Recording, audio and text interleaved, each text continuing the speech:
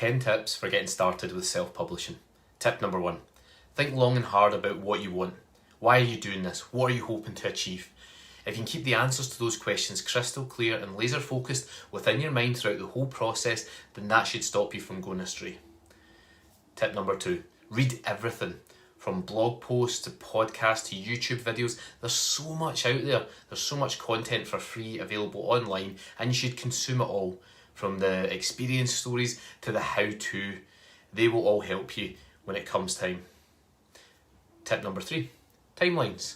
Make sure you give yourself plenty of time to self-publish. Don't rush it. Don't think I want the book out in a week or a month or even in a few months. Give yourself maybe 6 months, maybe 9 months, maybe a year to get through all the various stages of planning, of editing, of pre-orders, cover reveals, marketing, and all the various things that you have to do. Give yourself plenty of time. Don't rush it. Tip number 4, make a business plan and sort out the finances early on. Everything costs a little bit more than you think it's going to, so add a little buffer onto all of your plans in terms of the finances, and make sure you know exactly how much money you're going to make from the sale of each book, so you can then work out how many you need to sell to repay yourself and then to start making some money from it. Tip number 5, editing. Make sure your book goes through all the proper stages of editing, from developmental to line to copy to proof edits, just like they would if they went through a proper publishing house.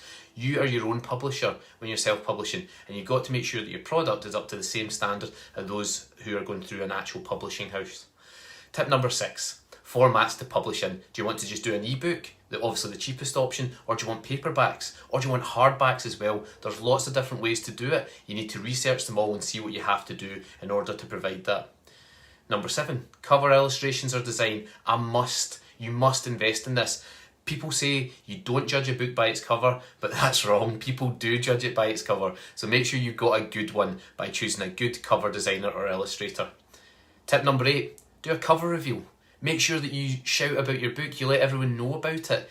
Get some excitement going prior to the publication date.